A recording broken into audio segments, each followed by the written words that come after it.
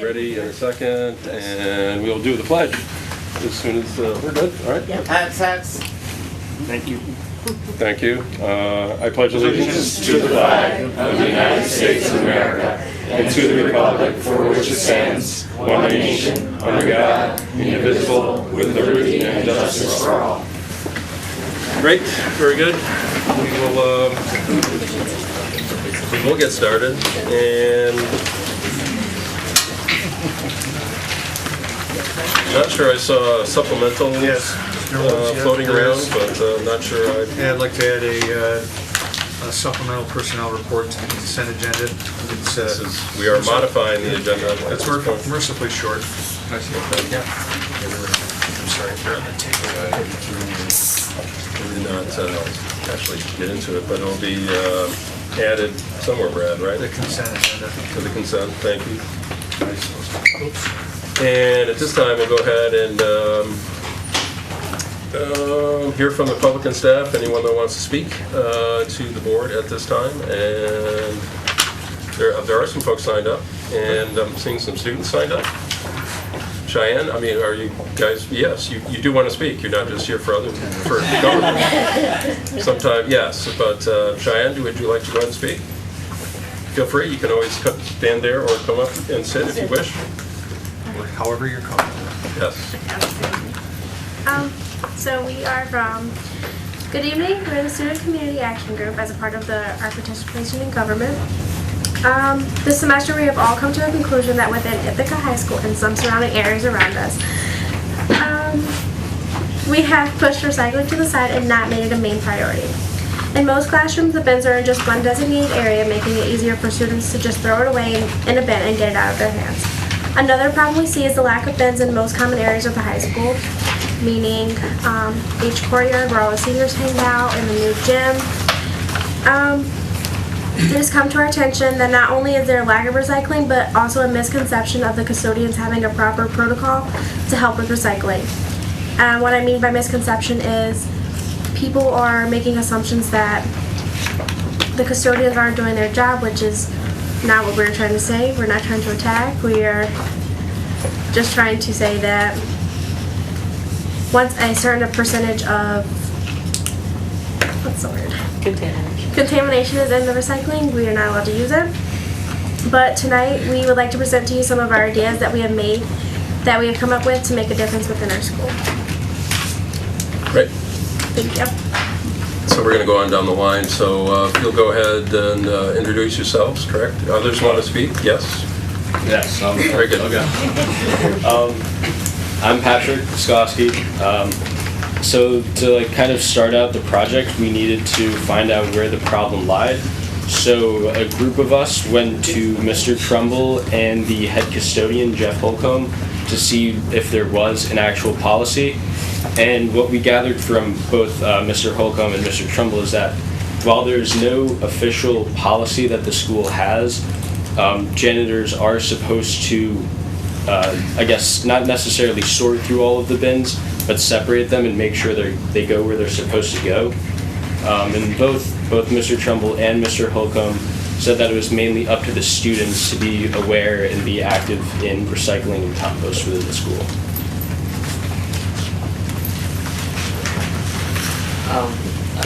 So we created surveys to find out about the student mindset on recycling and how important it is to them. And from these surveys we found out that 71% of students believe that posters would encourage other students to recycle. So we did create posters. And we created two types. One is mainly for awareness, to spread awareness. We would have a variety of these, some with environmental facts and others, they're spreading them around. Just create awareness for recycling. And another type of poster we created is an informational poster, which would let people know what things that you could recycle and what things that you couldn't. And these would be in places where students will recycle. And we plan on putting these posters, especially in areas that were popular, such as the cafeteria or the library, in each courtyard where there's lots of students. And we hope that with these posters they'll create a substantial impact. that's what we're hoping to do. Yeah. Thanks, Victor. And Emily, yes, there's Emily. We also did some like statistical research around like Cornell and other things around Cornell, and we found that an average person each day generates about 4 pounds of trash, and 75% of that trash is actually recyclable. So we'd like to find different ways of how to recycle that, and we took a survey and asked the students how if they actually care about recycling, and 85% of the students said that they really do care about it. And so we were looking for different ways that we could actually like bring recycling into it, and we found like we need more bins throughout the school. So that's why we're asking you guys like if you guys have any resources or any way to help us to be able to get more bins to put around throughout the building. Thanks, Emily. Anyone else wish to speak to this item? A few questions. We'll go on. We'll get to Carl in a second, but since you all just spoke, I've been in the cafeteria. I thought there was a fairly good lineup of recycling bins in the cafeteria. That is no longer the case. Is that? I mean, they're there, but if you really look, a lot of kids are just throwing everything into one bin, and it's like the recycling isn't solely recycling, and the compost bin isn't solely compost. Sure. So a lot of kids don't.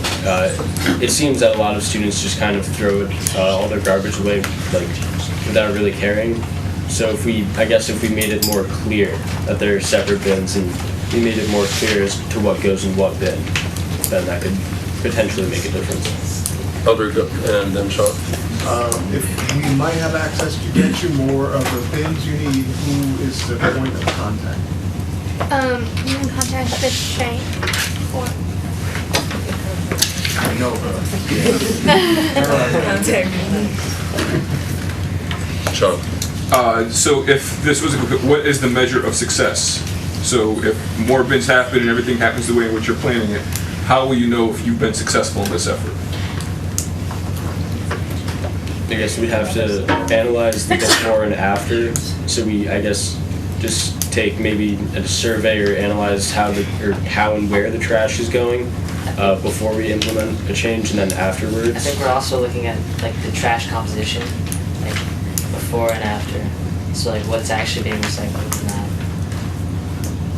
Go ahead, Chris. Besides the signs you're putting up, what plans do you have to change the student habits and culture to get them to recycle more?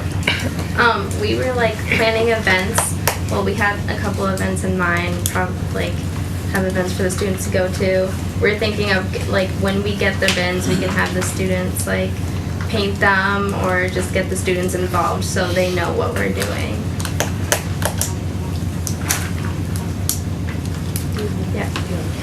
I'm a little surprised. I thought that recycling was ingrained in young people these days. I thought old people like me would just throw stuff out, but I recycle, for gosh sakes. You know, it's my water bottle I want around looking. I have to find the right bin when I leave here tonight. So I'm surprised. I'm a bit surprised that there's that much reluctance to do do the right thing, Brad, I guess. Well, it sounds like you've got two issues. You've got you want some more locations for recycling, which hopefully we can help you with, but then you've got a second issue, which is compliance among your peers. Okay, good. Goes to the culture. Anything else? Thanks for bringing this forward. Dr. Brown will make bins available. Well, that can happen, but obviously working closely with the school leadership and custodians, the maintenance staff. I mean, those guys, they clean up after you every day. Probably working closely with them would be a good thing. Just in terms of the next step to keep this project moving, might I suggest that maybe we have this conversation at a facilities committee with the head custodial folks there and have some sort of dialogue about what this could look like, hear a little bit more about the research, but also then what may be possible. January 12th at 5:45. Which I'll be out of the country for, but we'll figure it out. We'll be there. I guess I'll be there. That's right. January 12th, 5:45. We'll put it on a facility committee agenda. And as you should know, that's where many actions are taking place. That's where we deal with items like this and making sure that it is completed or what actions can the administration do or leadership do, that's at the committee level. And so they are open meetings, and glad to have you all there at that time or any other time, and any other committee meeting, actually. Pat? I just wanted to make a comment. I know that when my place of work went very strongly towards composting and recycling in a lot of the eating facilities, they had people standing by the receptacles saying, oh, this goes here, this goes there, and it only went on for maybe a month or so. But if you could get, buddy up and give up a lunch hour, part of a lunch hour, to just say, hey, have you thought about going it here and there? That's a really easy way to affect your peers' behavior, because it's probably some of the younger kids who aren't thinking about it. That's actually, you guys might not know this, but that's what the elementary, I was looking to see who might be the youngest amongst you. That's what the elementary school students were doing. We actually had volunteer kids standing there and playing and sharing. Middle schools do, yeah. And they got the message. Yeah, we About 3 months. used to have people, when I first started going to high school, we used to have people by there, so I think that kind of died down. And also the signs above the compost, they're kind of old, so we want to make them pop more. So I think we should start that up again. I think that's a good idea. Well, thanks. We'll see you at Facilities Committee meeting, but thanks for bringing that, and it sounds like you have a lot of work to do, so that's a good thing. And Carl's here, right? There's Carl. Hi, I'm here. Good evening. You're not going to talk about recycling, are you, Carl? No, I'm not going to. That was interesting stuff.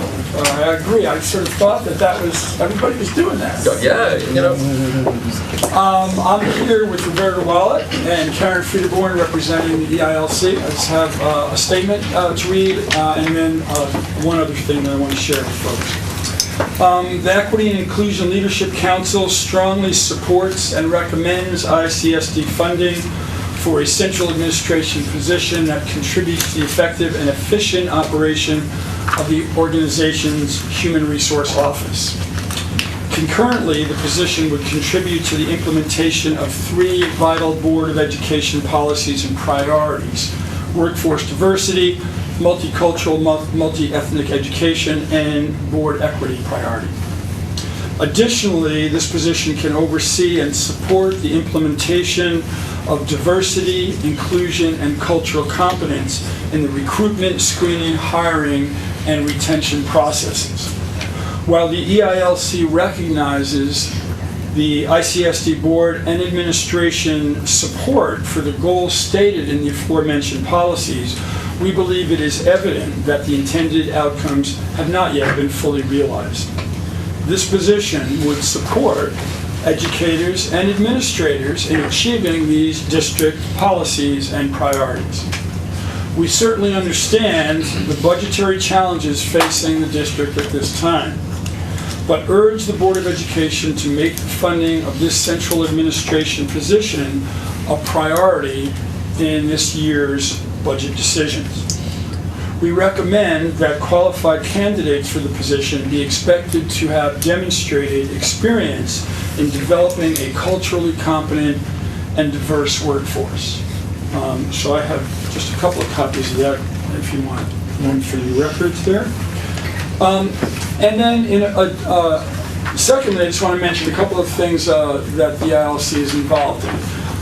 One is that the council has really been working hard this year on communication and connection with the community. One of the things that's been going on is our Family Engagement and Student Support Working Group has helped to convene 2 parent and caregiver gatherings specifically for parents of children of color who are classified as either special ed or ESOL, or in some cases both. The second gathering of that group is actually this Thursday, which is the same day as the policy committee meeting, I believe. And so Karen is going to plan on attending that policy committee meeting to try to share some of those concerns that have been gathered from that group. We anticipate that at this Thursday's meetings, parents had said they would try to bring additional parents to the meeting, so we expect an even larger meeting of this group. And there are already at least 3 parents who have expressed an interest in joining the Special Ed Improvement Plan Advisory Council that Matt Landau is ready to convene. I don't think they've convened their first time yet, but I think they will shortly. We met in October. You Their meeting in once, January. right? Okay, so there are several folks from that group.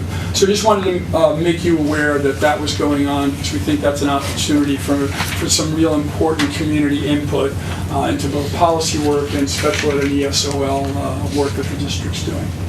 So, thank you. Great, Carl. Thank you. Anyone else wish to speak at this time? I guess we're good. Adam, you're good. So we'll move on to student representatives and LACS.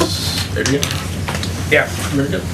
Okay, so last Wednesday we had our pasta dinner, which did really great. Everybody made a lot of money at their own individual tables, and everyone had a lot of fun. It was a great a bunch of acts. The Shakespeare performed a couple scenes. The band, orchestra, and Celtic band all performed. It was wonderful. Last Friday, we had our Transgender Day Remembrance candlelight vigil, and the prior Wednesday, they had a presentation at our all-school meeting about transgender statistics about homelessness and the like. And Alana? Additionally, the youth venture is underway.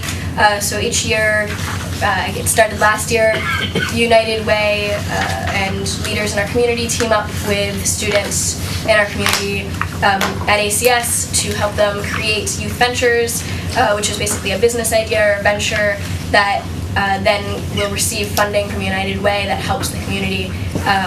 So the last year we had the Honest Beauty Project come out of that, and we had a curriculum for elementary schools about gender equality come out of that, and this year we're already seeing a magazine to empower youth and have youth voices, art and writing be seen called We Are Neon. We have a recording label to help empower the youth in the music industry in Ithaca. So that is underway and is doing very well. Additionally, the Students of Color Committee this week went to see Dr. Dorothy Cotton and Travis Smiley at GIAC, and then reported back to the school on that experience, and we've been having conversations about race, racial equality, etc. So. Pretty good. Yeah. Thanks, LACS. Ithaca High. Sure. So on December 10th, students had to stop submitting their own works of art to the Tattler, such as short stories, pictures, or paintings, for the literary issue to be used. In there, it's compiled of the best works of these students, which I'm told by the editors is a very tough decision because a lot of really interesting works have been given, and that they hope that everybody was going to really enjoy their peers' writings. On December 12th, from 4 to 6, the Swiss group, Strong Women Impacting Society, showed the 2004 movie Mean Girls for $3 to help support their club activities and women's shelters. Now, the Friday before last, we had the student-directed one-acts in the Black Box Theater of Cult. Students, teachers, and a few parents gathered to watch a student-produced short plays. There were 3, ranging from more somber themed dramas to the comedic, and all were exceedingly well done and I think thoroughly enjoyed by the small audience. We also had 2 weeks ago the first meeting of the IHS Kanye West Club. If you've been walking around our school, you may have been noticing the exceedingly large and obvious pictures of Mr. West stapled around on billboards. The club meets on Thursdays, and students listen to Kanye's music, appreciate Kanye West, and try to discern the deeper meanings and themes contained in his music and performances. Is there always a deeper meaning? But go ahead, sorry. Link Crew is currently running a food drive until the end of this week. Students are being urged to bring non-perishable and canned food items to support the cause, as everything donated will go out to aid food banks in our community. And the annual craft fair took place in activities last Friday from 8:30 to 3 during the school day, with international cuisine from various IHS clubs, a plethora of crafts available for purchase, and free hot cider. The craft fair was a big success, with both students and staff having a great time. And this past Sunday, the annual IHS Winter Band concert took place. The audience had the pleasure of listening to several small ensembles play, in addition to the concert band's impressive performance. The band received excellent reviews for their marvelous performance. Bravo. Well, first of all, I'm coming off an illness, so I'm not as animated or audible as I usually am. I apologize. I want to thank the students who spoke. I loved how prepared you were. I'm a Miss Shakenose, and I'm a big supporter of the class.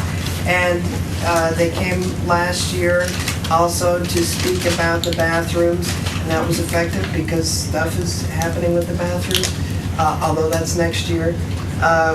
So I appreciate the research and how prepared you all were. Thank you. So there will be multiple field trips to correctional institutions this coming week in the 12th grade participation in government classes to prepare for an upcoming criminal justice unit. We can, show as many PowerPoints, videos, etc., but it's nice to see that up close and to ask the question what methods work and which don't. So student will have the opportunity to go to 5 Points in Elmira, the Tompkins County Jail, and McCormick Institute in Brookendale. And it's a drawing system, so students put forth their names for this first semester and they get to go to that. So that'll be a really nice opportunity. So last year I talked about this and it was a bit comical, and it'll probably still be, but it's serious nonetheless. The baby project in health class is underway. Ready or Not Tots. They'll cry, and you'll have to insert 4 different things: diaper change, feeding, burping, attention. 57, and you get the choice to take them home or write an opinion paper for health class. But we're seeing something beautiful. 57% in any given health class, the majority, are electing to take these babies home with them and get up in the middle of the night and experience that. And the goal of this project is not to stigmatize teen pregnancies. That's a very toxic thing. It's to simply ask, where are your priorities as a teenager? And to teach caregiving. If your priorities are sleeping, instead of taking care of the baby, then that's what you're going to be doing. And so that's a very nice project. And lastly, Ithaca High School mourns the loss of Danny Broon-Wells, who passed away. You keep hearing the word icon coming up, and he really was. He worked 42 years security at the high school. Started off as a basketball star himself. He was truly a philanthropist. He was very rich in character, a great man. It was an honor to speak at his service on Saturday. It was nice to see so many people there, so many athletes, and he gave so much to the athletic program. It was nice to see the athletic program give back to him.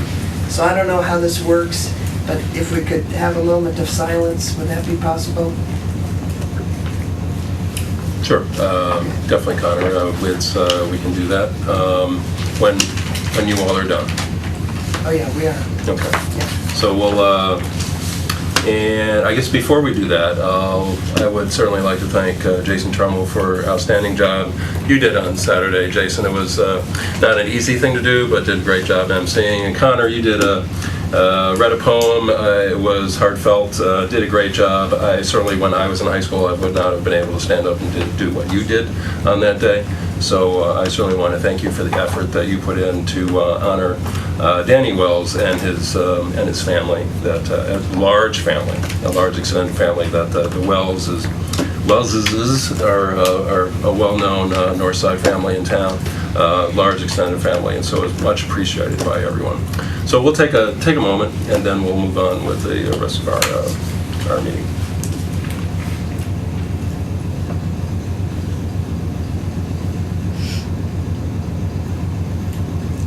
Thanks, everyone, and we'll remember Boone for a long time. I met Boone in 1971 when I was a sophomore, and handing out towels, as people said, in the shower room, basically, and and then he worked for PE and athletics for a long time.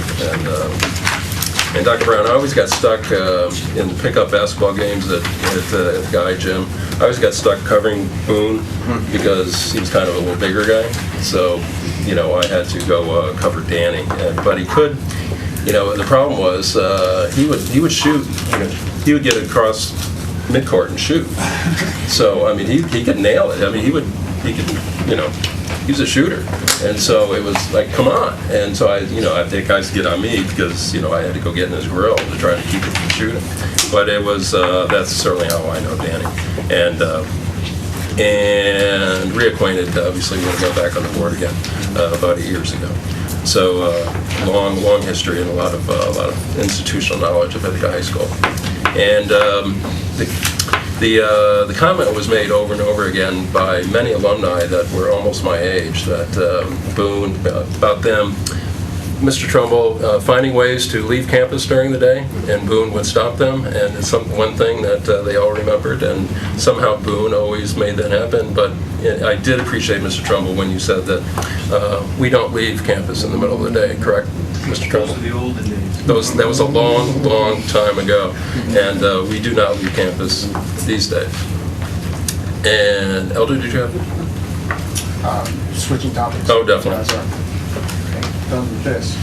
I just wanted to comment on calls and Karen and Roberta coming in, reading that statement. That was excellent. Thank you. And I just want to share a little story. From the statement, you guys said that you're supporting this position to help us with diversity, inclusion, cultural competence. I want to put a different spin on it. So in another life, I had the privilege of being mentored by the Director of Diversity for IBM.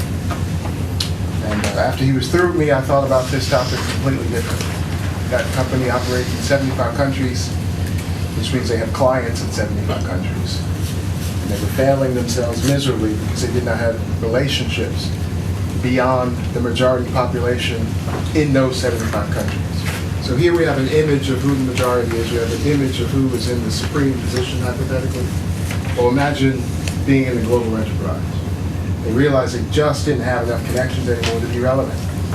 So in addition to the three things that you mentioned, from his perspective, he only took the job under one condition, that he would report directly to the CEO, right? Which to end around the nonsense about treating this somehow as it's a third-tier, second-class position. As quickly as the world is changing, he's in a preeminent position, actually ensure that they have a future.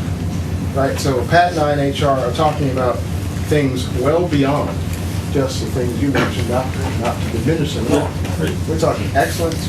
We're talking making sure our students have the broadest idea possible of who can lead this country. We're making sure that subject matter expertise is top notch. These positions, or this position, if we can find it somehow in the budgets you're creating, will be a pretty significant position in terms of keeping us excellent. No, we might not be hiring as many positions in the last few years as we have in the past, but just think about that. You guys are even talking about amongst yourselves. Expand your notion. This serves everything. Any other comments right now? Very good. We'll move on to consent.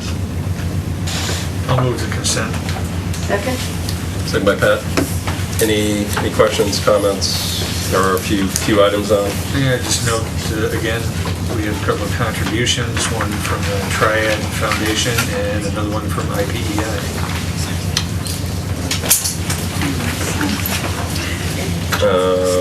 Very good. Anything else?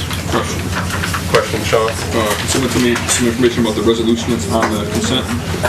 It's for the energy performance contract, and it's a secret resolution. It's a what resolution? Secret. Which means? State Environmental Quality Review. And it's basically saying because everything's within existing four walls, it's not it doesn't require any further review. All right, I'm confused. Tell me about the process. Tell me how this is connected, if you can. We're doing a project, and then the state requires you to comply with the Environmental Quality Review Act, and in this case, everything's within four walls that already exist, so there's nothing really to review from an Environmental Quality Act. And this went through finance, or this just came on the consent? It went through finance yesterday. It's a requirement for the board to pass this, is it not, to go on to the state? Exactly. All right, so we should have some conversation at some point in time about when we're talking about the energy performance contract. I know it's going to be in multiple places, but if we're having some conversations with facilities and other conversations in finance, that creates some disconnect in terms of what kind of information. So this is a necessary step for us to keep this moving forward. That's correct. And all we're saying is that we're not doing any new construction. This is just currently within our four walls of all of our buildings. Of our 12 buildings, but within the walls. So no environmental we're not digging anything, we're not adding anything. Right, you're not, we're not adding on, you're not disturbing soil, you're not possibly doing anything, running into a old oil tank that we didn't know was there. I mean, anytime you open up the ground around here, who knows? But, so that's the point.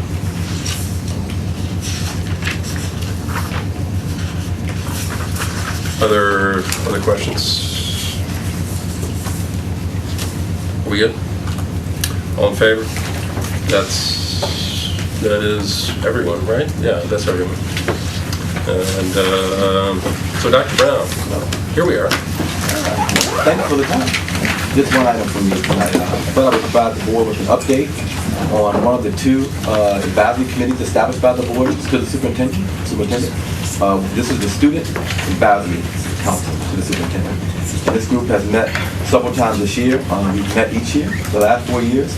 Adrian joined that committee, and I think maybe the only one in the room right now was on the committee. Right? They're represented from every secondary school, every middle school, and every high school in the district. And there are about 30 students that meet with me monthly.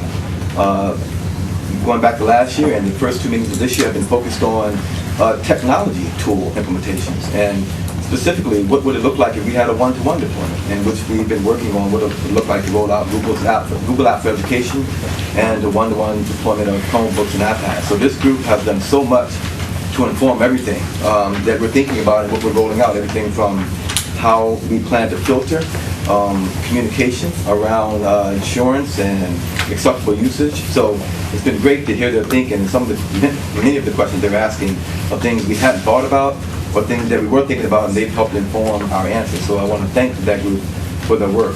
And today we had some extra time to just have an open-ended conversation, and a lot came up today as well. Some things for us to focus on for the remainder of the year. Some examples were professional development for everyone, students and staff, around not only just technology implementation, but just good teaching and learning. Young people are wanting to support all of our efforts around teaching and learning, including what we do with device implementation. So they want to know what this PD will look like for students as well. Some other things that came up, spirit, how to increase school spirit. And it was a great conversation today because it turned into sharing amongst the students about what we do in my school versus your school, what we do in a school that has no athletic team, which we talked about what that means to have your own athletic teams, and that was a good conversation also. And just a great conversation. We stepped back and had the students share ideas about how to increase school spirit in their schools. And then they also talked about such things as bus stops. And I expect the Facilities and Finance Committee hearing from the students about putting shelters at some bus stops because, quote unquote, it's pretty cold out there. And so what would it look like to have some bigger shelters built throughout the community for young people who are having to wait on those days when I'm delaying school 2 hours, as they said to me today. what happens on those days? So that's a great conversation. So they would have preferred to have come on time. Okay. That was a nice way of looking at it. Up next, we're hoping to have this conversation about food service. There are a lot of questions coming up about lunches that we serve and how they've shifted and how they've gotten better, or how some things aren't so nice, and what's healthy and what's not healthy, and the portion. So we're hoping to invite Ms. Agati to the next meeting to have a good conversation about that. And homework. What is homework? And how much homework should be given? And what are the expectations for our district, and what do they want to see from assignments that go home? And what's one of the things that came up with the mobile device implementation, like we're talking about, should we be talking about what is homework now? If you're truly engaged, the work is 24/7, and what does it look like to have on a homework assignment versus an assignment? So these are conversations and thinking that are occurring with our young people, and it's been pretty fun. So thank you to the board for establishing this committee again for us. And the Budget Advisory Council will meet soon. We don't have the dates yet, but we do have the dates yet, I believe. We're looking to put those invites out in the near future and start their work in the new year. I think that's all I have tonight in my ongoing efforts to keep up with Kanye.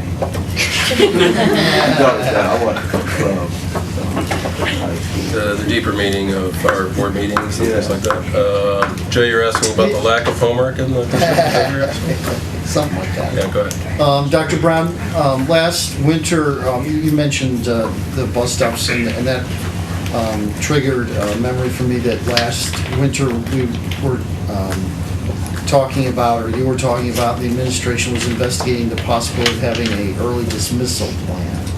Yes. And we did that, I believe, twice last year. We dismissed early.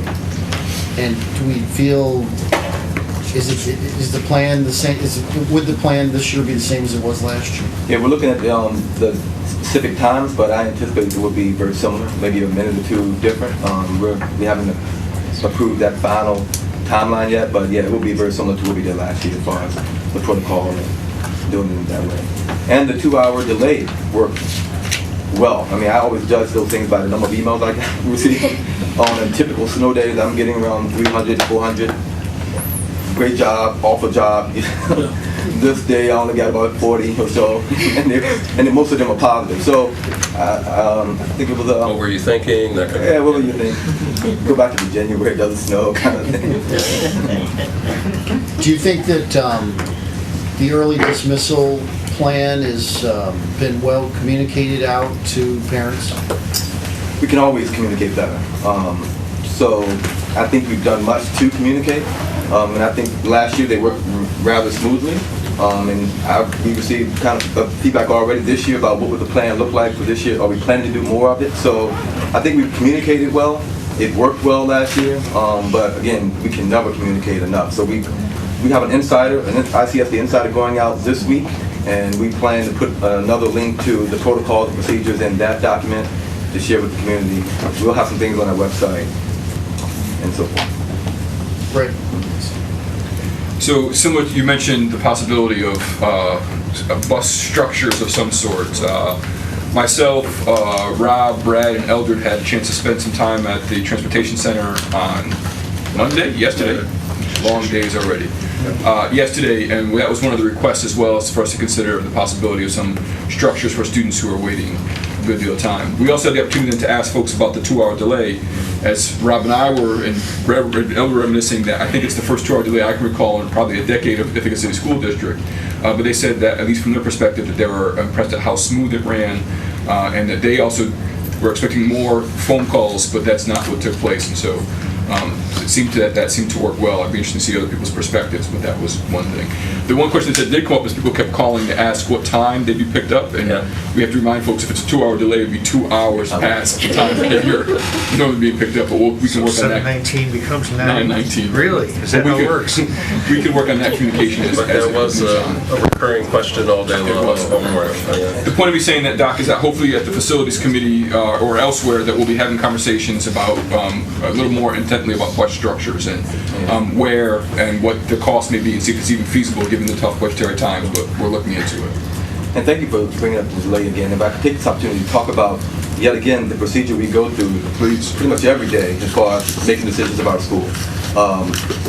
I'm up around 4:30, 5 a.m. I'm on the phone with Mr. Ellis. If there's any indication that there's any type of weather coming, any type of forecast, he's already been out, and he has had his drivers out already as well.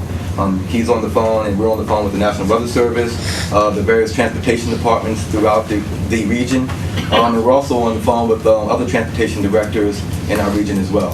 So we're gathering as much information as we can, we're monitoring the weather forecast, and we're actually out on the roads. And this is a very, very tough call to make. And on that day, we had a 2-hour delay. We were out that morning. I was out that morning at 5 a.m. driving. And I was on some streets, some roads in our community that are rather rural, and some aren't paved. And we could not have gone to school that day had we not had a procedure in place to go 2 hours late.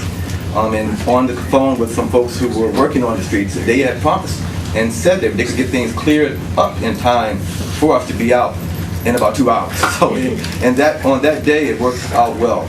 But I would just remember, we're out every day. I'm no scientist, and I wish I was as good as the meteorologists who are projecting these storms, but I'm not. We're just gathering information. We're doing the best we can to make the call. And sometimes we get it very, very right, and sometimes we don't do as well. But we're doing our best each time. And on that dismissal day, a lot of the emails that came into me were, why didn't you dismiss early? The day we didn't dismiss, I apologize. Right. We went a full day, and some other school districts in the region went home early, and some didn't go. We stayed, and we were on the phone all day that day as well. Mr. Landau was riding with me as we drove around the area. We didn't go because we were told, we had information that the roads would be clear by 3 p.m., 2:30, 3 p.m., 4 o'clock, and that was the case. In Virginia, whenever there was snowflakes, people would just want to go home immediately. And that was, we learned then, that was the worst thing to do. Getting out on the streets when it's snowing without the crews having a chance to clear them is the worst thing to do. So in that instance, we waited it out, and it worked out well for us as well. But for me, I'm always worried. Every day we have our young people and our buses on the road for hundreds of thousands of square miles. And so I'm worried every day, and I'm on the phone with Mr. Ellison and the man too much every day about what's happening and not happening. It's just not on snow days, but on those snow days it gets pretty dicey. So now we just need 2-hour delay and an early dismissal on the same day? We need no snow. Is that that's the next hurdle to, All right. But I'm not sure we get state aid for that. I don't know. That would be tough. 5 minutes in class. Where are we? Is anything else for the superintendent at this time? Connor. Not to belabor the point, but 2-hour delay, is that a procedure that it'll be in effect the rest of the year? When appropriate, yeah. We have a protocol in place, and every day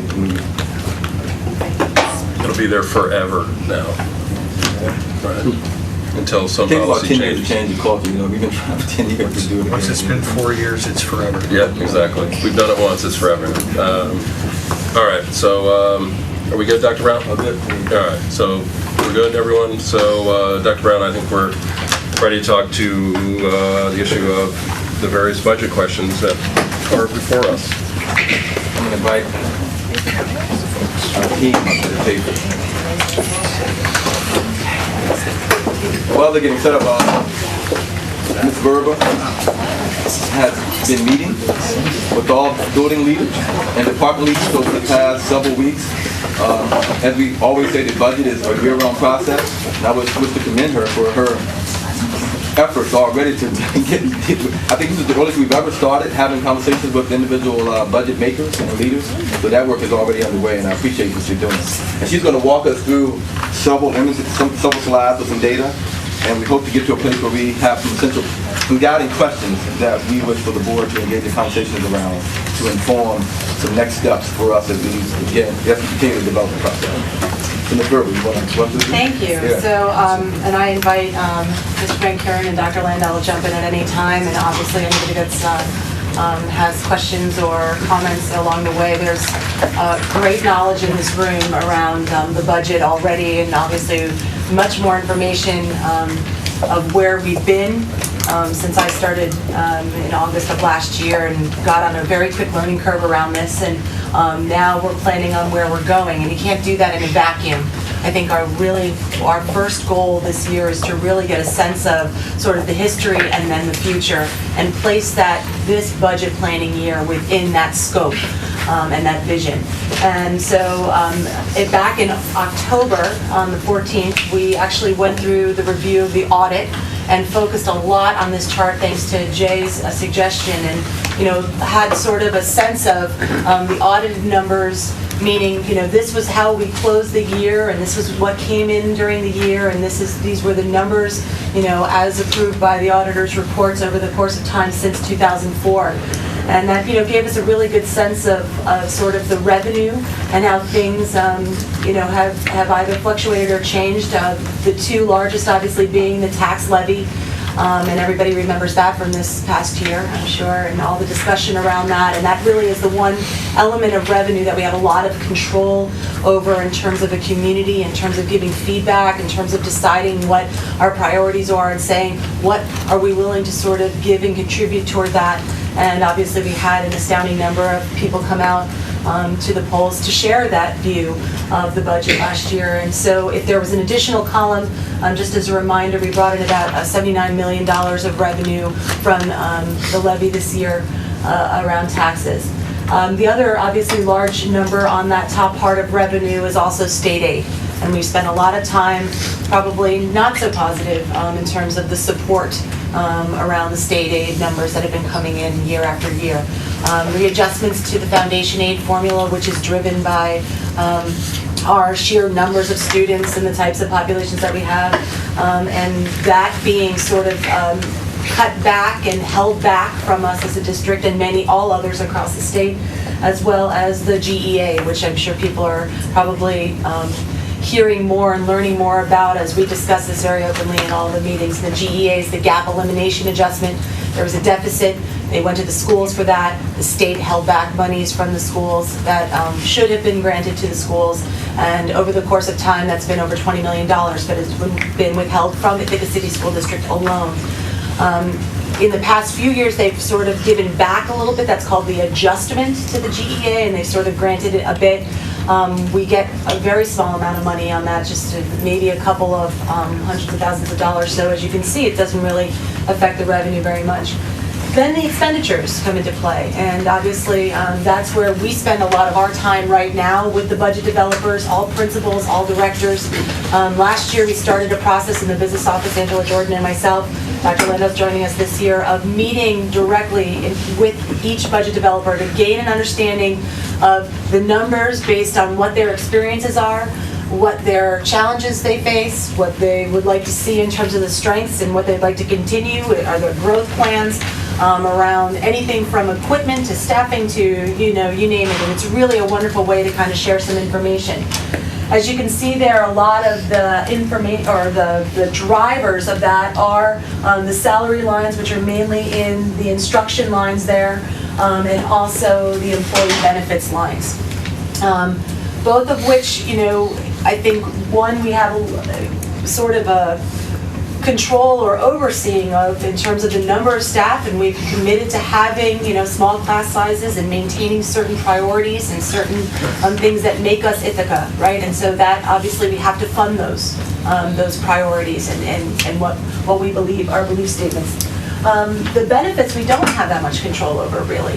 Those are really set oftentimes by rates that are delivered to us, such as the retirement rates for both employees and teachers, and also our health benefits rates. So those have been going up on average anything from a 10% increase in one year, 8% increase another year. Those, as you can see, back in 2004 went from $16 million to over over $29 million in this past year. Danielle, if you could go to the next slide, please. That chart is very hefty. There's just a lot of content in it. And so we were sort of our own craving of something simpler. We can't go out to, I think, the voting public, to the stakeholders, to PTA groups, to teachers, to principals, and show them that chart and really capture sort of the state of affairs of where we are right now. And so we converted that to sort of a graphic, and essentially we took those numbers, just trimmed them down to sort of a 2009 start date as opposed to 2004, and took us to current day, which is sort of where those last plotted chart numbers occur, and that's the most recent, the current fiscal year that we're working in. The blue line represents the revenue that's been coming in, and that last year in 14-15 that we're working in right now is the estimate of what that revenue should be. And then the red line is the expenditure line, what it costs to run our operations as a whole. And that last square there, the 113,774,956 is what the voting public said that is the maximum amount essentially that we give you to run your operations. That's the amount of expenditures that we will allow. And so what you see here is, two lines starting the blue above the red, right? And those are years when there's a surplus, and that's years that you build fund balance and you are building a savings account essentially to run your operations that you can put into reserve accounts or to carry forward. And you see there the lines crossed.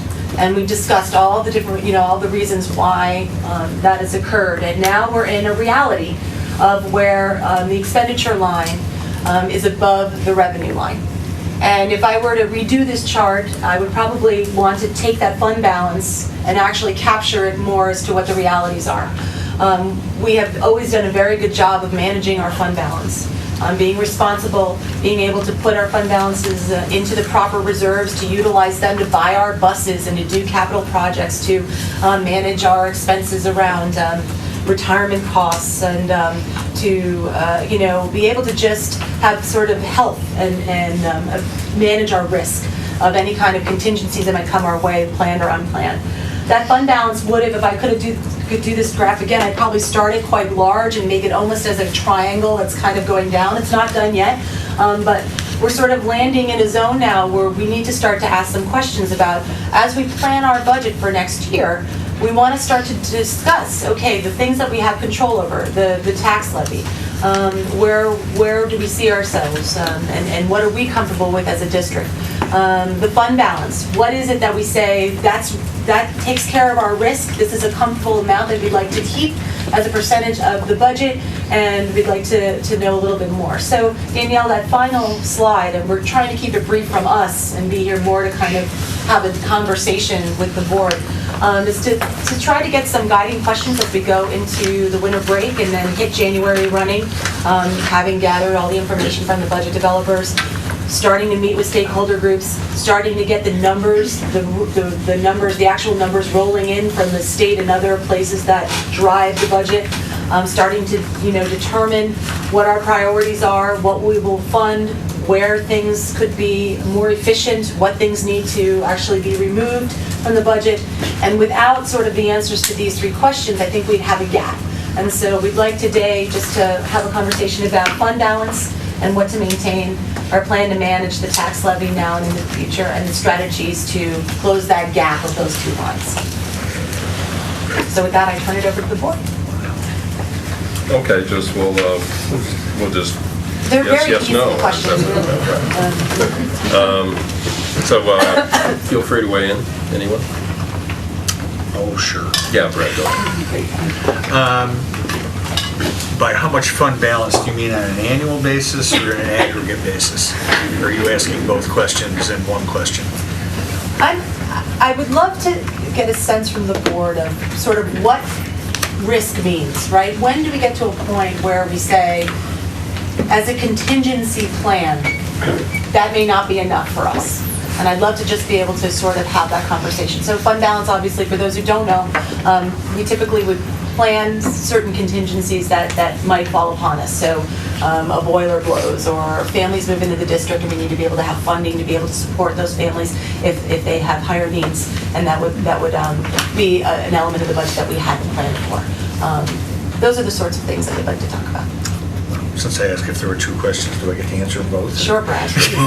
And I'll be taking notes. I mean, on an annual basis, I'd love to get back to a 1% to 2% fund balance in the budget. I mean, we're trying to operate this year with almost nothing, which leaves the board with no flexibility, and leaves management with no flexibility to make changes midstream in operations. So I'm I mean, that's just the nature of where we are right now in state funding, but I mean, you asked where would I be? I'd be at least 1%. I don't think there's any need to be more than 2. As far as fund balances in the aggregate, as we discussed at the Finance Committee last night, we're almost at the point now where we're going to have to borrow money in the summers to pay our bills. Our cash balances are down to the point where we don't have sufficient cash to pay our bills in July, August, and September until tax revenues and state aid revenues come in. So I think we've discovered where the low point should be. We're there. Unfortunately, I mean, because if we have to get into that situation, that adds another cost, operating cost, and there'd be interest involved in it. So I think we've discovered where the bottom is. Right about where we are, actually, we need to be a little above it in aggregate. We're at, what, about 10 million in total reserves and such. That's not even 30 days cash for this organization. 10 years ago, we were probably at 75 days cash on hand, and now we're a little under 30. So I guess I would argue we need to be at least back to 30 days cash in aggregate reserves if you want to have a measure. Could I have you tell me what aggregate means? Total, not an annual reserve, how much in total reserves, the aggregate, the total. So remember, they're in different pockets. Yeah, they're in different buckets, whatever. Yeah. The various funds accumulated together. But right. But they're down substantially. Well, as the chart with the green box showed, we've been spending it in order to make up for the GEA. So our reserves are down substantially from where they were 5-6 years ago. What would be 1 to 2% annually? $1.1 million to $2.2 million, somewhere in there.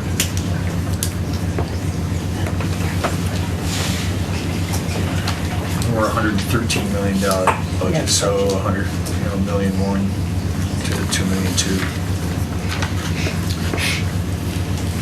Would just for my benefits, when you're speaking of that reserve number, we're really thinking of that reserve number after.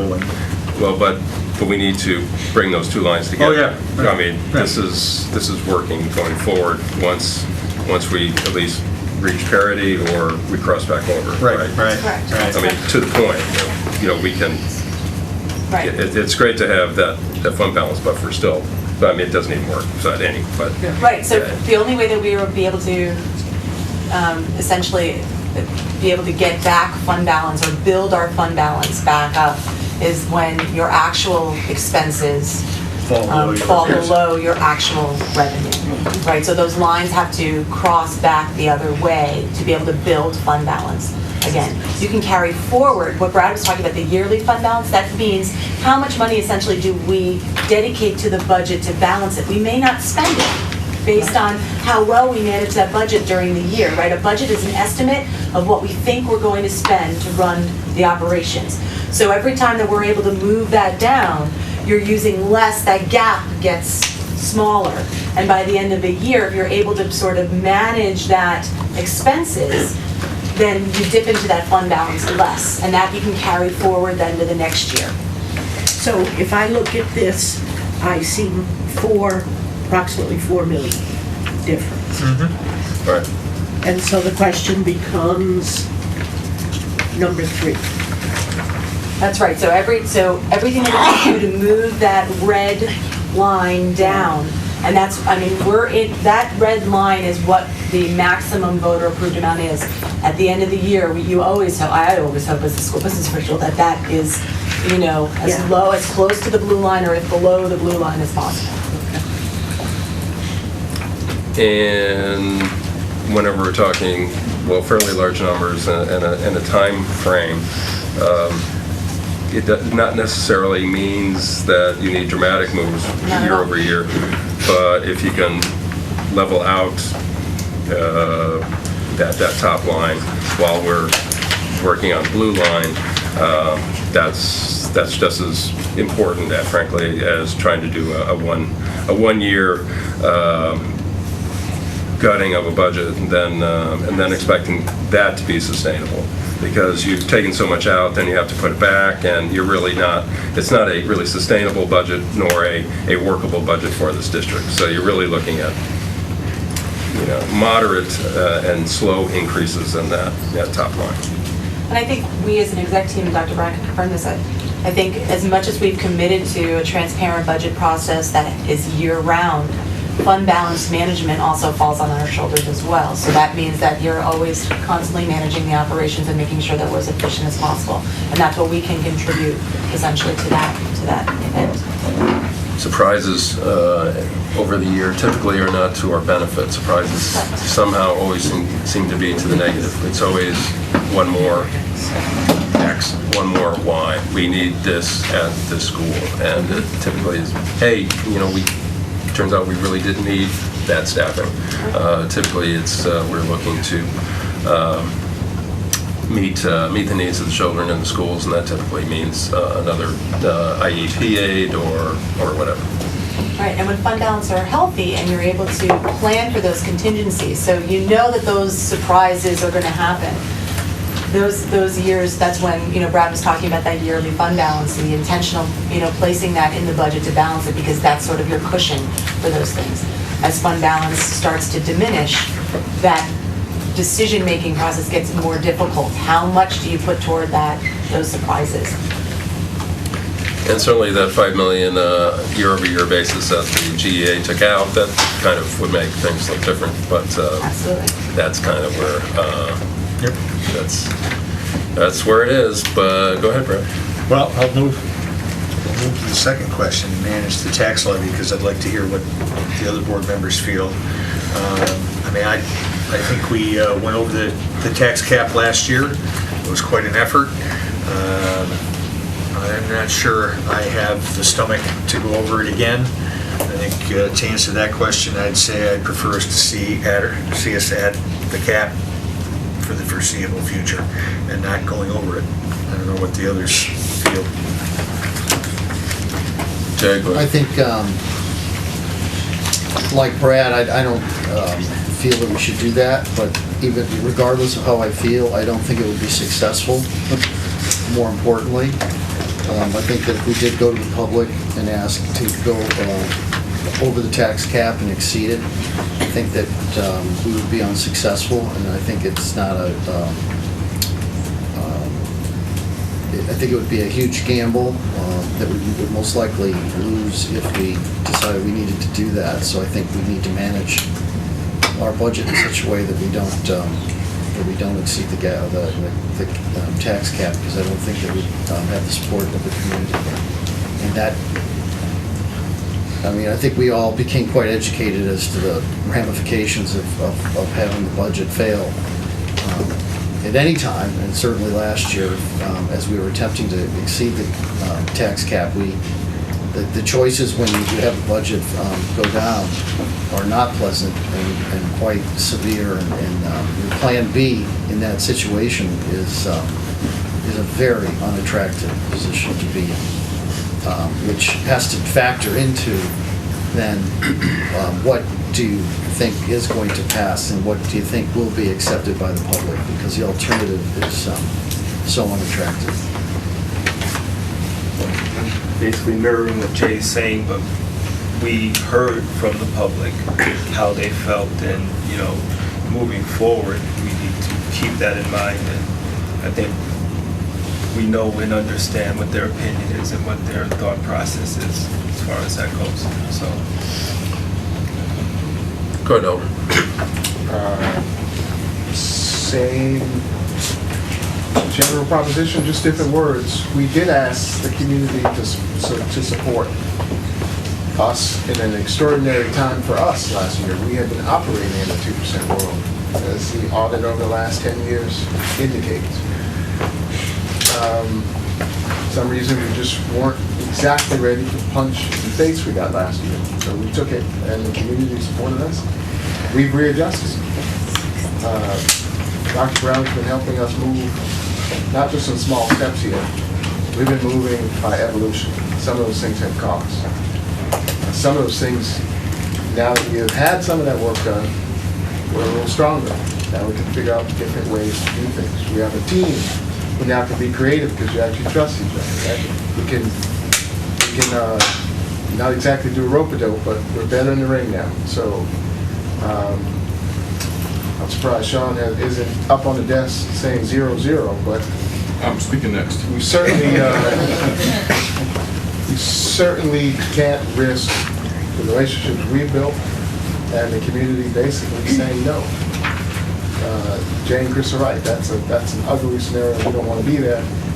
And again, just understand that as things go, last year was extraordinary for us, much less the people. And because the assessments, county's new assessments on property have been so high in certain circumstances, trust me, we know people have felt it. People have opened their check and expressed an extreme amount of displeasure. But if you actually look at the percentage that our levy increased, it's not that large of a hit. We don't conduct assessments. So for the folks who are listening, if you got that sticker shock, it's a conversation we're going to have with the county, unfortunately. But I do agree that we should go back to our SOP this year and be better managers. Go ahead, Sean.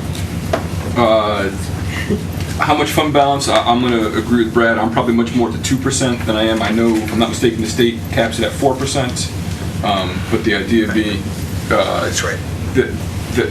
But 2% seems to sort of give us enough cushion. I know that's a long way to get there. At the very minimum, 1% without question. But the idea of some sort of annual savings makes sense, and we need to get back that way.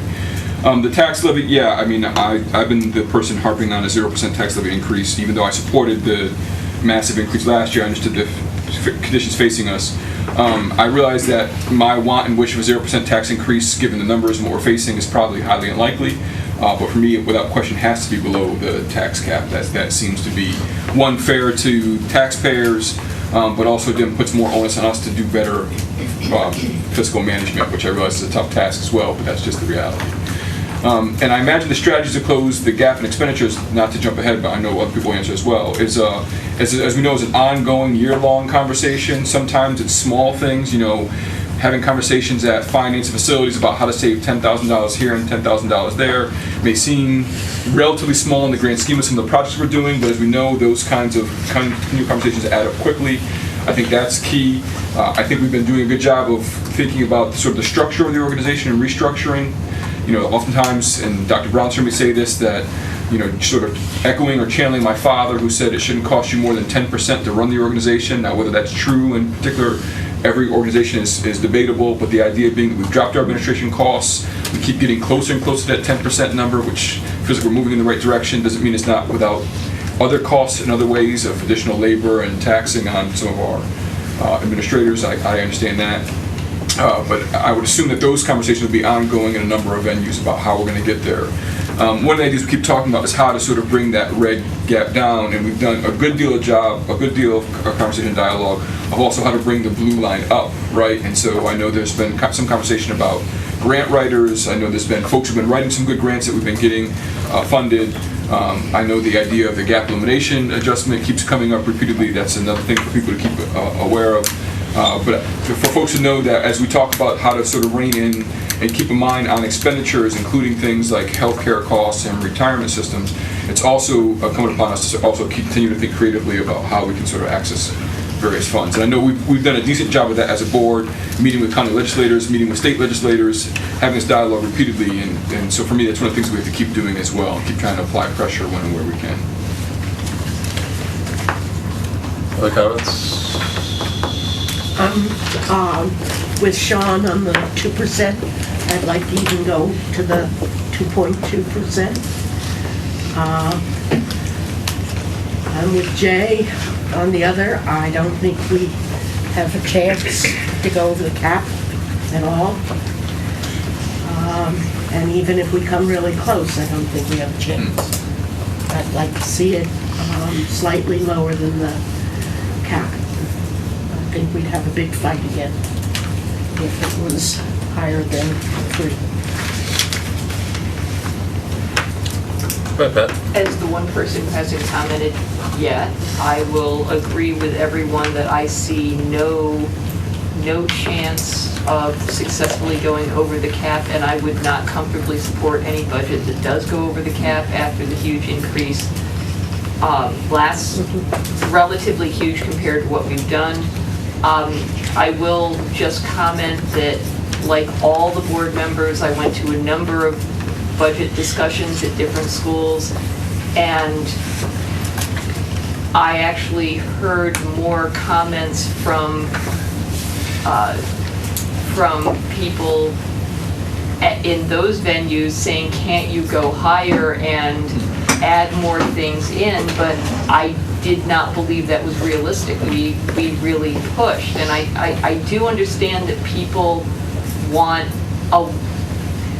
everything for the kids in this district. I understand that. I had 2 kids in this district.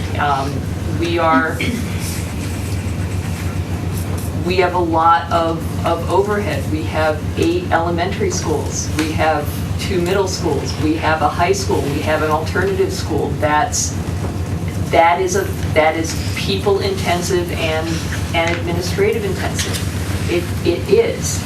I do not believe we're administratively top heavy. Every administrator I know works extremely hard, and everyone is absolutely necessary to meet local, state, federal mandates.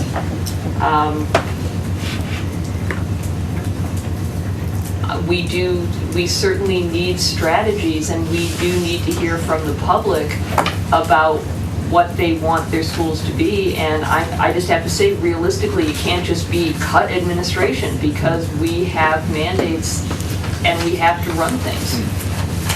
So I know we'll hear it, but I will just tell the public that that's not realistic and that's not where the savings are. I will not have a building without a principal. Although I heard it suggested last year, I won't support that. Kids might like that. Oh, kids like their principals.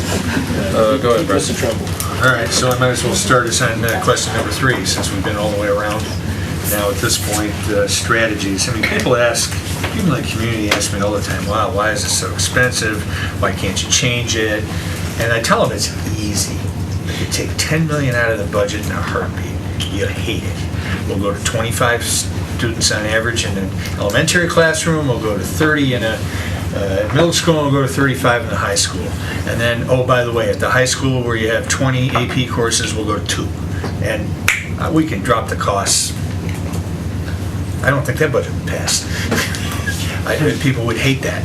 But it wouldn't be that hard if that's all you wanted to do was save the money. So you got to be a little more creative about it and think through it a little more. I mean, we've allowed the elementary number to edge up, I think, 0.7 over the last couple of years. Right? We've gone from 18.5 to 19.2 or something like that. So we've done a little of that, but I don't think we're anxious to go dramatically higher. So that's really not an answer. A few years ago, we pointed out that this is really kind of a 6 elementary school community, not an 8 elementary community, but the community disagreed with us about that and thought that we ought to keep them all open. Okay, that's fine, so keep 8 elementary schools open. That's a cost as well. So when you come to the end of all of that, you've got to look at what else is in our budget that's under our control, that we might be able to bend the cost curve on. And we're not rocket scientists at this. Other school districts throughout the state are actually ahead of us on it, and that's changing the health care offered to the employees. It's a subject of collective bargaining, but we're seeing it happen all over the state now, where districts and municipalities also are opting for a different healthcare package that's less expensive. As I say, it's a subject of collective bargaining, but for those things that are within our control, that's probably the one place we can look to bend the cost curve and bring it back in line with our revenues. I've not seen any willingness on the part of this community to gut the high school, to eliminate buildings. I get about 3 emails every year, when did you close LACS? They're from the same 3 people, so, but I get them every year. I get them every year. Again, I don't see that that's anything the community really wants to have a conversation about. I think they're happy with having the alternatives, having the 2 choices of a comprehensive high school and an alternative high school. I don't see a stomach there among the taxpayers to change that. So I come down to the one item where I think we can change it. But it's going to take cooperation with our unions, and it's going to take some time to get there. But as I say, we're not the only ones who've reached that conclusion when you read across the state. And I didn't mean to cut off other people's conversation. No, and we're looking, if we're talking about healthcare for a minute, we are looking at some have called a Cadillac tax, a Bentley tax, a Tiffany tax. Well, that's going to hit us if we stay where we are. Right, and there's almost, so we're looking at a situation where we're going to be penalized for offering the benefits that we do offer because they're out of sync with the Affordable Care Act. And that would add another number of millions to the budget. So, it's a question of how can we maintain staffing levels, how can we provide benefits, how can we provide raises on a consistent basis. We want to be able to do that for our staff, all staff, in all our bargaining units. And so how do we do that and still maintain our budget within the tax levy limit? I didn't mention the tax levy limit. I've said it before, but I'll swing back to it, and then we'll go to Jay. I will just point out that we did go over the tax levy limit the 1 year. We were under the tax levy every single year prior to that. We were not rewarded for doing that. It was the right thing to do at the time, but then eventually we were penalized by Albany for being under the levy limit and ensuring that we did not raise taxes on our local community at a bad time, during recession, constrictions at Cornell, certainly, people losing their positions, and to go to the max at that point seemed unseemly to us, basically, so we did what we could. So you can see the revenue line, that blue line, pretty flat there. That's just really an indication that we are well under. We were supposedly going to be able to bank that for a rainy day, which we eventually got to, and then the state took away that ability to carry forward any of that levy limit. Would have deferred some of that need to go to override, but we still probably would have had to override anyway for that 1 year. So I would certainly recommend that we look at the levy limit, and perhaps we're slightly under it. But if Albany wants to play that game, then okay, you guys make the rules, and you leave me with no real choice at the local level. We'll have to certainly advocate to go to the levy limit. Eventually, hopefully, the levy will go away. The levy limit will go away. GEA will be a thing of the past. They'll change the way they fund state aid in Central New York. Dr. Brown, I think we're looking at, I don't know whether it's a GEA, where you talk about that anymore. What is the total dollars that we're receiving at the district level? If you want to call it, you still want to keep GEA, so politically you can say you're still restraining your state aid, but is it coming in another way? We need that state aid line to increase. And that's, well, it can't stay flat, because that's just that's unworkable for any district in New York State to have a flat revenue from that state aid run on a consistent basis, or go negative as it has been. GEA has to go. I'm not confident that it will, but I'll be very happy when it does. Let's put it that way. Where was I? Jay, go ahead. So, to address the last question, what are the strategies to close the gap between expenditure and revenue? I think that we came, or at least I did, to the conclusion last year as we went through the budget that cuts, efficiencies, and reviews of our expenses had been made, and we were now down, and it gets to the unpleasant situation of having to eliminate people. And in an educational business, people are programmed, and and you cannot eliminate people. It became obvious without then eliminating program, reducing program, and also then harming your outcomes in your program. We eliminated the library clerks, and I think that was that diminished some of our educational mission, unfortunately. But that's what happens, and that's the position we're at. We're at the bone. The fat's been cut off, and muscle's gone. We're down to the bone, and that's people, and people equals program, and program equals it's going to affect your educational outcome. We're going to be facing that again this year. It's another tough budget. And so what strategies to close it?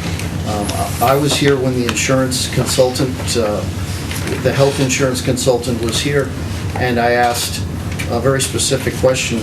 How long had it been since we had made any significant change to our health insurance program? And his answer was that the program was I don't know, 33, 34, 35, I can't remember exactly, 30-some years old, and there had never been a significant change to the program, to the benefit part of the program. Only additions. Now, actually, that's correct, yes. Additions that have come from Obamacare and perhaps and from the health, but that's correct. There's been additional coverages have been added to the program. So all across, as Brad mentioned, all across the state, school districts are examining the benefit that the health insurance benefit and seeing if something else can't be offered so that everyone is satisfied and I'm trying to look up $17 million of our budget. It's 18 this year. That was last year. That was last year. It's over 18 this year. Okay. So it's a significant number, and if we can do what other school districts are doing and review that and find savings, then that's an opportunity to then keep the program as we've gotten it down to this point, and keep it going and keeping it going forward, as I think we've done. So that's my answer to that.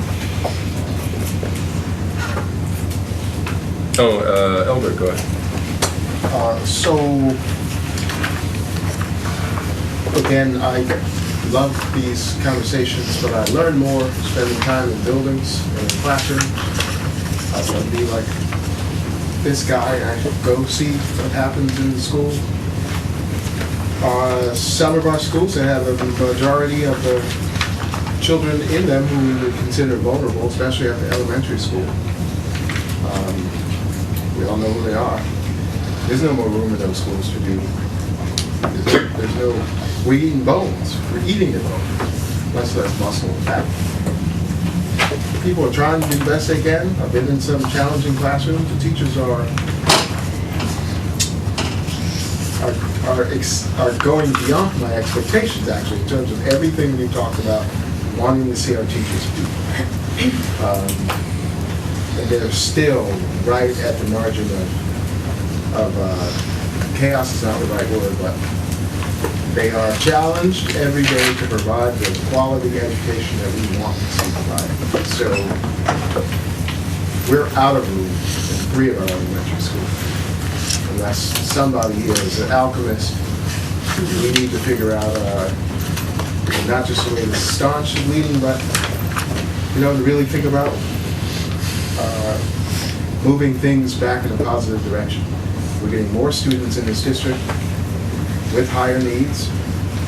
People seem to be making the judgment call to pay the additional rent it takes to live here because we're known as an excellent district and the children will get the education and receive the services that we can provide. We are the 800-pound gorilla in our immediate area. So for anyone, parents, public, board members, don't have to tell it to the staff.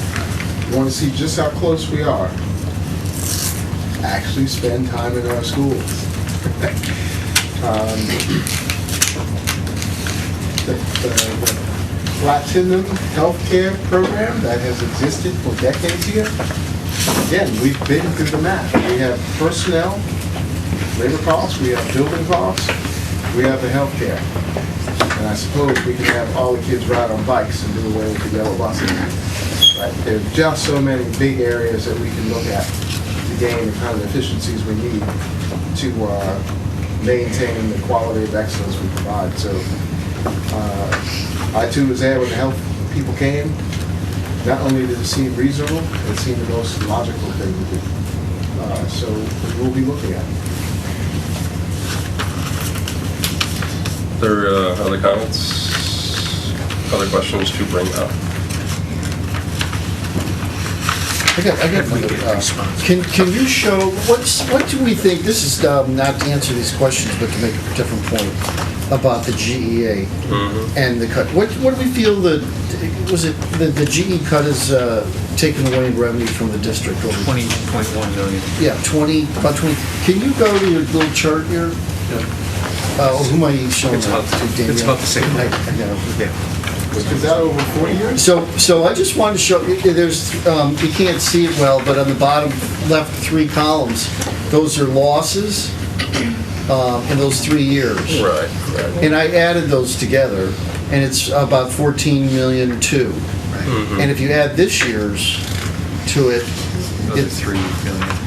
yeah, it's about 17, $18 million that we've had to spend out of our reserves. That's our rainy day fund. Well, it's been raining for a few years, right? So we're down to $18 million. And actually, if you go back to when the GEA began, we actually used funds in those years as well from our reserves. Right. And it doesn't jump out the way it does as clearly, but they were there. But my point being that the GEA has drained the GEA has drained our savings account, our reserves, to the point that we're in the spot we're in now with very limited reserves. I believe that was the intent of the governor. Yeah, that's I clearly mean, the he plan. stated that's what we should So, do. you just have to, if you just look at the situation the state we're in, I mean, it's been raining and we used our rainy day funds. They're pretty much depleted, but now the state has how much money? $6 billion. $6 billion that it's trying to decide what to do. The sun came out a while ago, Jay. Yeah, that's right. Well, and the other thing about the GEA is that it's also not been distributed equally. Equitably. If you take out, they shared a pie chart with some folks about the GEA. If you take out New York City, Long Island, the Lower Hudson, and the Big Four, Yonkers, Syracuse, Rochester, and Buffalo, and call the rest of that upstate, that's us and our surrounding counties and so forth. We represent 33% roughly of foundation aid in the state of New York. And that's about right. We represent like 32.8% of the kids. It actually is not a bad formula. How much of the GEA should we represent? Should be 33%, right? Or 44%. You mean how much of that cut? Yeah, we're taking 44% of the cut, even though we're 33% of the aid. They're taking 8.9% of foundation aid away from upstate counties, and guess who the winner is in this lottery? The city of New York. It's about 2.9% of their foundation aid that's been taken away this year. So yet those families are dispersing. and yet our legislators, I don't know whether they're being snookered or they've traded us off on other things. Not sure which it is. And I say legislators plural. It's obviously the budget has to go through both houses. They're allowing it to happen. And I think some of them are beginning to understand why schools are around here are kind of unhappy about it. First of all, we're unhappy we're not getting our foundation aid, but now we're also paying in disproportionate share back to the state. That should make us unhappy. As I said last night at the Finance Committee meeting, unfortunately, public schools are lousy lobbyists. Others are better lobbyists and competing for state resources. We have no legislators in our pockets, apparently. Apparently not. So, and to that point, Brad, that we're lousy lobbyists, I'm the board's representative to the local school boards association, and at the last meeting that we had, so this is the different school districts sending representatives together to a meeting, and we talked about having a more organized and concerted group effort among the BOCES schools, and it came up, and this came up last night at the finance meeting, about how some school districts, in attempt to lobby, have had on their websites actually links to generate letters and phone numbers and whatnot. And I was impressed to find out that the Lansing School District did that last year. The representative was there, and they slammed that right on the front page of their website. And it was, that some of us maybe in our day jobs in organizations see the organs where you can just click and it goes and it knows where you live, or you put in your address, and soon you're able to generate some sort of communication to your representatives. So anyway, among our group, the talk was to try and get something like that among the BOCES schools. They're pretty technologically advanced in that area in the Lansing district, and they were going to share what they did. So we have that meeting coming up, and to try and get that sort of grassroots effort going. Because obviously school board members have a very vested interest in when we go and speak to any of the politicians, it's the school board, and they of course are going to advocate for more money, and when even the school teachers go and do it, and they ask for more money for education, and again that's viewed as another vested interest. So if we can get the more general public and parents involved in any sort of lobbying activity, I think that has, and I've been told that has an even greater effect than the so-called vested interest people. So to that point, there is going to be, I believe it's in February, the second, I can't give you the date, but it is coming up, and I will get it out. But there is going to be another regional meeting of school districts in Auburn. The first one occurred last year. Lansing is just another example. They got some sort of bus, and they got their PTAs and people on it and bussed up. And I think that we need to do that.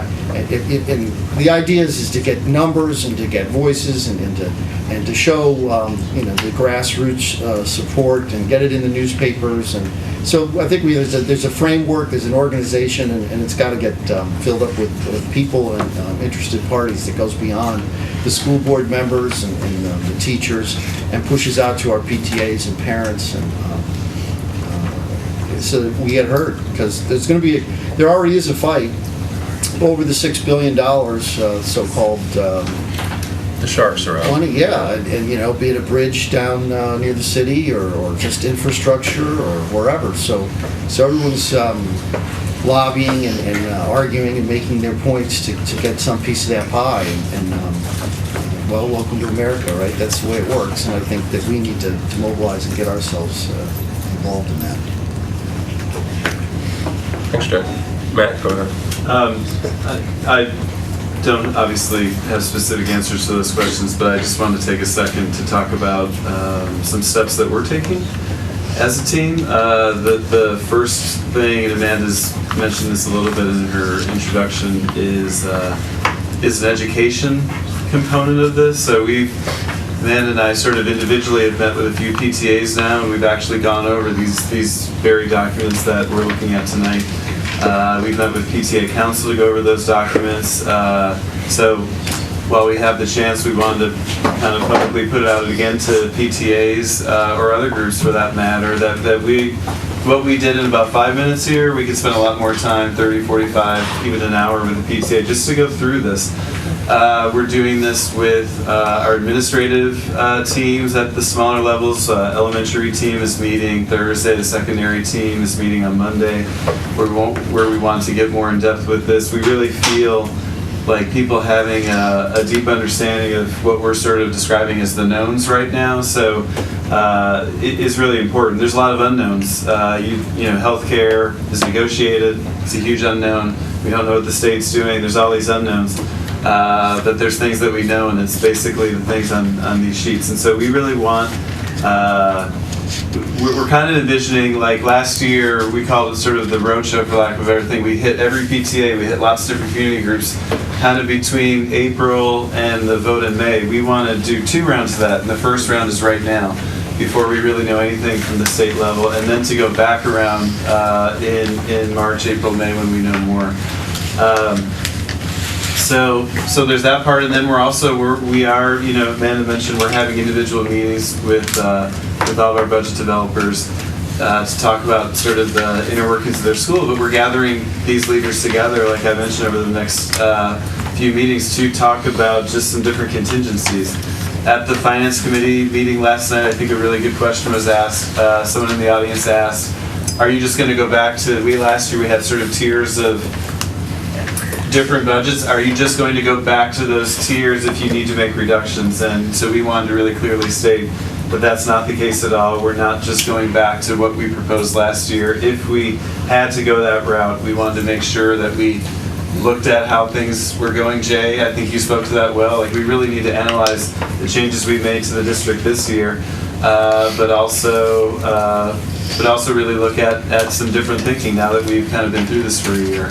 So this is something Dr. Brown talks a lot about year-round budgeting. We are pretty much in full swing right now, and so we're taking a lot of steps, and this conversation has been helpful. And I think one of our goals as an executive team is to bring some aspect of the budget to just about every single board meeting from now until the vote, just to keep that educational side up and to really help the public and people within our organization to help them understand this at a deeper level. And if I could only just follow up, Matt, we've been here a few more years than some of the administrative team, but in the past, Brad, was it March that there was the big reveal of the budget book used to come in, right? Right. And Brad, of course, would know where on page A25, that was a line that fed to another line, and then maybe we could figure out what this budget was. So we've certainly gone away from that document being presented in a meeting like this at once. Really the first time anyone had seen what the proposed budget was, and then probably going to be in 6 weeks of plowing through it in late night meetings and, you know, what's this line? Why is this $5,000 more than it was last year? And you know, I think we all appreciate that, Amanda, having numbers that you do have regarding this year's budget, where you are now, that's much farther ahead than where we used to be as far as basic information of what we're spending, projecting to spend, what are the big budget drivers. I mean, it's a much different format. The more that you all and we all get out to the PTAs, get out to the community, the better. We shouldn't just go to PTA meetings on the April whatever before the vote, right? I mean, that's you've each been to one already, right? Right. And we have a few more scheduled. Right. Yeah. And certainly last year, board members were more than happy to attend those meetings and stand in the back and hopefully not answer any questions, but typically one of us would go off on the governor or someone, I think, at those meetings. But it was always, it's always lively, but it's always a great way to share info. And it totally 180 from what we used to do. So I think it's if nothing else, that's a positive. I'm looking for positives, Dr. Brown. Yeah. The bird out of here. Yeah. It's a really big bug. I don't know. Can we open a window? It's a stink bug. Is that what it is? Yes. Go ahead, Jen. So, in terms of what are we doing, last night at the Finance Committee, it was talked about the vacancy control. Is that something that... That's this year. Yes, well, that's this year, and it's current budget. And I mean, that's something we're doing we're on top of right now. I don't know if that's... I'll be frank, we started vacancy control maybe 2 or 3 years ago. I don't think we've ever really stopped it, because every position that comes open, we are analyzing closely. Administrative, teacher, support professionals. There are many situations where we have no flexibility because they're required positions, and those we quickly fill. A classroom teacher, for example, or IEP designated aide. But in some situations where we have flexibility, we keep them open, and sometimes we haven't filled, sometimes we delay the filling after they've gone through a process.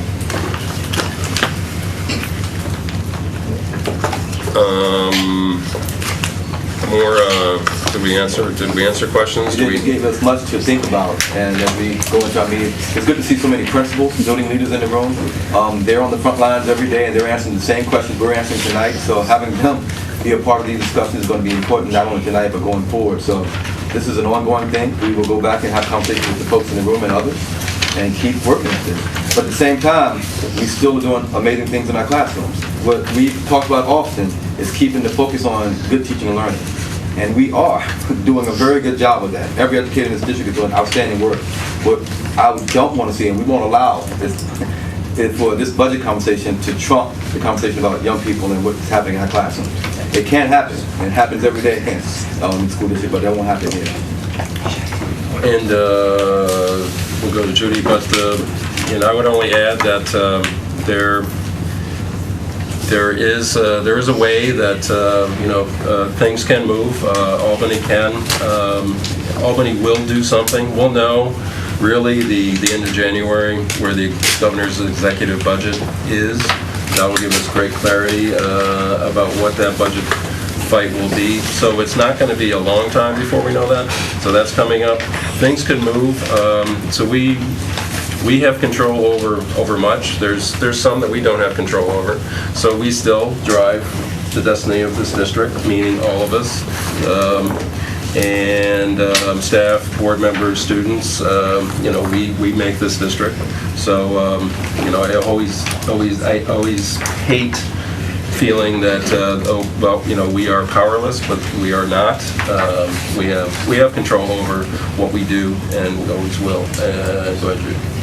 I think we've spent the last 30 minutes or 40 on how awful it is and come up with ideas from us. And since this is a meeting that's televised and that there are people from different facets of the district in the room, that the floor is always open to people who have ideas. And we welcome ideas other than ours. So we need to hear them. Our emails are on the website. Exactly. And to that point, we'll all be out to schools, but definitely the quicker we have ideas, the better. And that can be incorporated into the budget process. Anything else? Are we Second. Anything on any other board business? There are meeting dates, etc. Correct? We're all good.